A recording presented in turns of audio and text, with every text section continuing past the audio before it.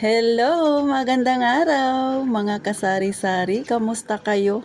Kamusta ang ating negosyo dyan? Sana lahat ay okay lang. Pero bago magsimula si Ate Tintin, ano man ang ingay na marinig ninyo, huwag nyo nang pansinin dahil December na ngayon, yung iba nagpaputok na dito sa amin. Alam mo naman yung mga kabataan ha. Syempre, makikisuyo ako ulit. Please, pa-like tsaka subscribe na din mga kasari sa ating maliit na channel ha, para makatulong pa tayo makapag-motivate ng mga kagaya nating nasa masa ang pamumuhay. At tsaka syempre, matulungan natin yung iba dyan, nagbabalak din na magkaroon ng sari-sari store sa mga susunod na araw o panahon. Baka yung iba ay nag-iipon na dyan, no, diba? Sana makatulong sa kanila itong kaunting tips ni Ate Tintin.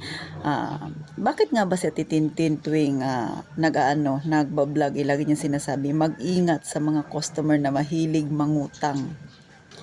Siyempre, una, para hindi ninyo maranasan yung naranasan ni Ate Tintin. Nagkonsumi siya, nagdagdag yung mga kulubot ko dito, kakukonsumisyon.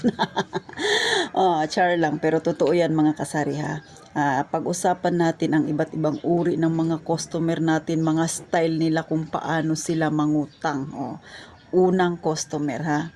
Yan yung mahilig na pumunta sa yung tindahan, nagchichika-chika. Kung ano-ano na lang ang ichika niya na wala namang hindi naman, walang kakwenta-kwenta. Ganyan, mahilig magkukwento tapos mamaya-maya didiskarte na yan ha. Tapos pangalawa, customer natin na mahilig magsabing, uutang ngayon, mamaya ko lang babayaran na.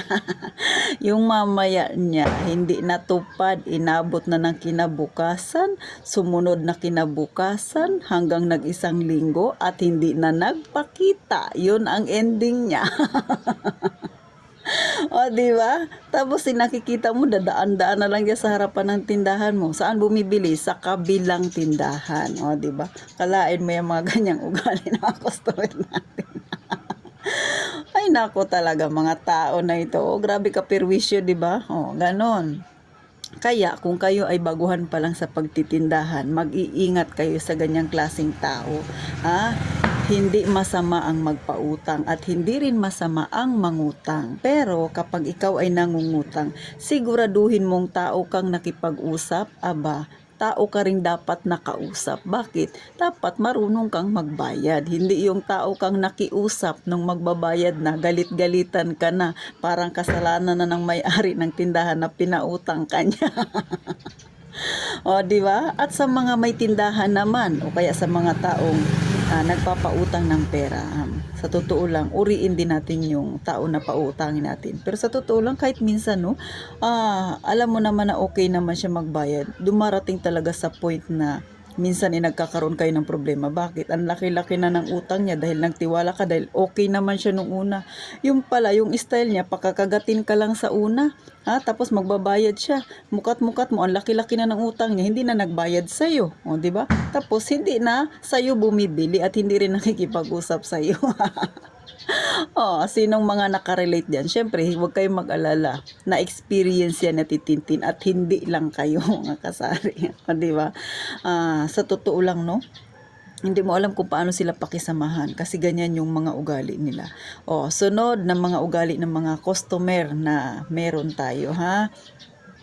Yung mahilig manira ng kapitbahay ninyo. Di ba? Pupunta sa tindahan mo, sisiraan niya si ganito, ganyan, style niya yung para magdiskarte na mangutang sa'yo.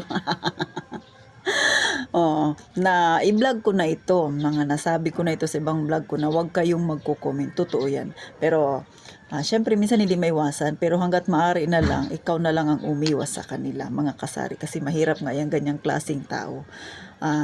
May maikwento pala ako sa'yo, no? Nung ako ay, bago pa ako nagkaroon ng tindahan, ako ay nagtatrabaho bilang security guard na isa sa mga naging sideline ko ay yung pagpapahiram ng pera. Which is, nung nagkatindahan ako, ay ginawa ko rin, pero itinigil ko.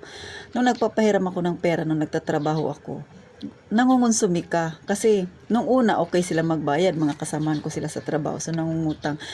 Nung unang pagpapautang ko kasi ay maliit pa lang na halaga, mga 500, 1,000. Yung tumagal na 2,000, 3,000. So wala naman kayong pinanghahawakan kasi kasama mo sa trabaho. Ang pinanghahawakan ko lang yung usapan namin at ipinangako niyang magbabayad siya kada sahod. Yun na. Sa mga kasama ko sa trabaho, mayroon akong nakasama na magaling magbayad. Kunwari, kinabukasan, nasahod na namin. Ngayong gabi pa lang, bago kami umuwi, nagpapaalala na siya. Magkano ba yung utang ko? Kinabukasan, hindi pa halos sumasayad sa kamay niya yung pera na sinahod niya. Magbabayad na yan kagad. Pero, di ba okay yung ganun mga klaseng papautangin mo? Sa totoo lang, may ganyan ako na pinautang. Kapag nangangailangan siya ng pera, pag wala akong pera, pinagsasanla ko. Nagsasanla ako, pinagsasanlaan ko siya. Di ba bakit? Kasi alam ko good payer siya. Kahit na maliit na lang yung tubo na napupunta sa akin, okay lang dahil kailangan niya. Kasi subok ko na siya na magaling siyang magbayad. So sa mga mahilig mangutang diyan, kapag kayo ay good payer, tandaan ninyo, yung inuutangan ninyo kahit walang pera yan at nangutang kayo, gagawa ng paraan yan para kayo ay may mapautang. Bakit? Kasi malaki ang tiwala niya sa inyo. 'Di ba? Maganda yung ganyan pinapautang. At kung hindi naman kayo makabayad, pwede ka namang makipag-usap. Sunod na klase ng mangungutang, ha? Mapapera man yan, mapatindahan. May kasama din ako noon. Okay siyang makipag-usap, napakabulaklak talaga ng bibig pag nangutang. Pag nagbabayaran na, hindi ko na siya mahagilap, tatawag na ako sa radyo, sana si ganito, may traffic kami. Ganon kasi mga kasari sa mga gwardiya, hindi pwedeng sabihin yon kasi magagalit yung officer namin. So ganon lang, mga pahapyaw-hapyaw lang. Aba, hindi ko na makita, iisang agency lang kami, hindi kami magkakitaan, samantalang napakaliit lang ng mall na yon, di ba? Minsan itatago-tago na siya kahit anong tawag mo sa radyo, hindi siya nasagot. At kapag na-corner mo naman siya, ito nang masaklap, edi sisingilin mo, ang sasabihin niya sa'yo, ay pasensya na, naibayad ko na sa mga utang ko. Parang kasalanan mo na marami siyang utang kaya hindi siya makabayad sa'yo. Di ba? Minsan nakakakonsumi, nako. Sa totoo lang, marami pa akong experience na mga ganyan. Meron namang iba na pagka hindi nakakabayad, magbibigay lang ng tubo tapos makikiusap sa'yo. Pero yung masaklap nga, yung ganitong klase, yung pinagtataguan ka, tapos pag siningil mo, sasabihin niya, wala na raw siyang pera kasi binayad niya na raw sa mga utang niya. Ikaw ba, hindi ka ba niya inutangan? Di ba? Parang kasalanan mo na nagkaroon siya ng napakaraming utang. Ay nako ko, mga kasari, minsan hindi mo maiwasan na hindi ka makapagsalita ng hindi maganda kasi pinipilit ka nila, di ba? So, ito talaga yung isang klase ng mangungutang na hindi ko makakalimutan. 6 months before kasi ako na mag-resign sa mining, doon sa pinagtrabahoan ko, mining yun siya. Nagpaalam na ako sa isa-isi ko. Sabi ko, 6 months na lang ang itatagal ko dito, sir. Kasi nga, doon mahirap mag-hire ng gwardiya. So, mahaba pang panahon, nagpaalam na ako. Nagpapahiram din ako ng pera doon. Na ito na ngayon. Pero nung time na yun, dahil paalis na ako, kinokolekta ko na lang yung mga may utang sa akin. So, hindi na ako naglalabas ng pera. May kasama ako na, hindi ko naman siya ganun ka-close. Pero, syempre, sa gate kasi ako na-assign. So, ngayon, sabi niya sa akin, Tin, pahiram ako ng pera. 5 days na lang nun, sahod na namin. Sabi niya, total 5 days na lang din naman, malapit na yung sahod. Pahiramin mo ako. 2,000 lang. Huwag kang mag-alala, babayaran kita sa tubo. So, dahil naniwala ako, syempre kasama ko. Hindi ko naman alam na ganun pala yung ugali niya. Ito na nga, dumating na yung sahod namin. Hindi ko na siya mahagilap. Kahit nasa gate ako naka-duty, hindi siya dumadaan doon, ha? Hindi na siya nag-attend ng guard mounting namin. Dumidiretso na siya sa post para hindi ko siya makita dadaan doon sa gate 1. Ngayon, ito na. Sabi ko sa kanya, siguro mga ganun. Tapos yung kanyang tubo, ipinaabot niya lang. Sabi niya, pakisabi kay Tintin, hindi ko siya mababayaran, ganun lang. Sumunod, na sahuran ulit. Sabi ko sa kanya, nagpang-abot kami kasi kinontak ko yung kakilala ko sa opisina.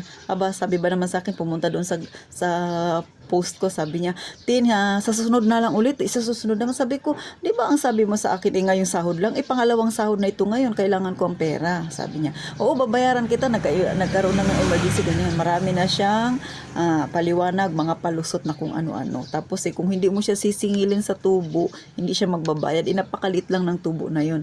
Ngayon, yung 5 araw niya na ipinangako na ibabalik niya, umabot na ng 5 buwan. O, di ba? Kalain mo yun, 5 buwan. Minsan magbayad siya ng tubo, minsan hindi. Kaya nung 5 buwan na, sabi ko sa kanya, kailangan ko nang kolektahin yung pera ko na 2,000 sa'yo. Kasi nga, ako'y malapit nang umuwi, 1 buwan na lang. Sabi niya, "O, sige tin," sabi niya ganun. Ngayong sahod, o di, sabi niya, pero sana mapahiram mo ako, sabi niya, kasi ganito, ganyan, ganyan, marami siyang mga alibay. Sabi ko, sige, bayaran mo muna yung utang mo sa akin, tapos ipoproducean kita ng pera, magkano bang kailangan mo? Sabi niya, malaki raw. O dito na, nagbayad na siya sa akin.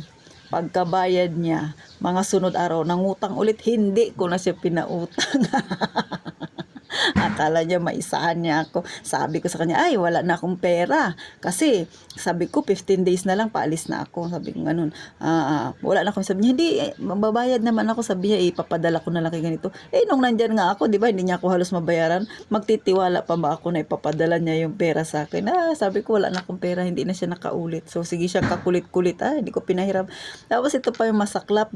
Pag uwi ko ng Puerto, nalaman ko na pumunta rin pala siya dito. Tapos nagpang-abot kami kasi pag uwi ko, inantay ko na itong tindahan namin kasi may nagbo-board pa dito. So hindi pa umalis. Sabi ko, kung hindi ako maghanap ng trabaho, yung pera na naipon ko baka maubos. So kailangan maghanap muna ako ng trabaho hanggat hindi pa nakakaalis yung nagbo-board dito sa tindahan na ito. So nag-apply ako. Nakita ko siya doon, nagpang-abot kami. Iba lang ang agency niya. Nagpang-abot kami doon sa mall na yon. Tapos nalaman ko, nagkukwento na siya sa akin. Sabi niya, nagpapahiram din daw siya ng pera. Grabe daw ang konsumisyon niya. Naisip ko, malakas yung loob niya sa akin magsalita ng gano'n na nagpahiram siya ng pera tapos nangungusumi siya. Siya nga, grabe ang konsumisyon ko sa kanya. Ang 5 araw, naging 5 buwan. O, di ba, makita mo kung sino yung ang lakas-lakas ng loob na magkukwento ng mga ganyan. I-share rin itong isang pasaway, o di ba? Yung masaklap doon yung nagkukwento siya na ganito, ganyan, ganyan. Pero ayaw niya palang gawin sa kanya, pero ginagawa niya sa kapwa niya. Yun yung nakakatawa doon. Kaya kayo diyan na may tindahan na nakwento ko sa inyo ang iba't ibang uri ng mangungutang at sa mga nagpapahiram din, baka gusto nyong gawing sideline yan, ha? Nako, pag-isipan nyo ng maigi kasi baka yung experience ko baka mas higit pa dyan yung ma-experience mo. Kaya ako tinigil ko na. Bakit? Nagdagdag na yung kulubot ko dito kakonsumisyon sa mga ganyang uri ng tao. O, diba? Nananahimik yung pera mo tapos hihiramin niya. O, buti sana kung okay magbayad, walang problema. Kaso grabe ka pasaway kung kung maniningil ka na, pahahabol-habulin ka na niya, diba? Sa totoo lang yan, mga kasari, ha. Hindi sa pangdadaw natin sa ating kapwa, pero totoo yan na nangyari talaga yan sa akin.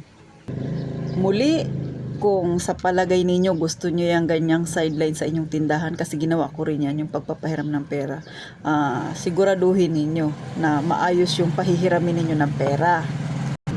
Okay lang naman tumulong, pero kung magpapahiram kayo ng pera, siguraduhin nyo na hindi nyo pa ganun kailangan. Kasi mamaya ipapahiram ninyo, kailangan nyo rin pala sa mga susunod na panahon. Tapos ganyan ang gagawin sa'yo. Katulad sa akin, usapang 5 araw, naging 5 buwan. Kung hindi ko pa pinilit-pilit, kung hindi ko pa nadramahan, o di ba, kailangan ko pang maging Sharon Cuneta sa pagdadrama sa kanya para ibalik niya yung pera kung halagang 2,000 lang.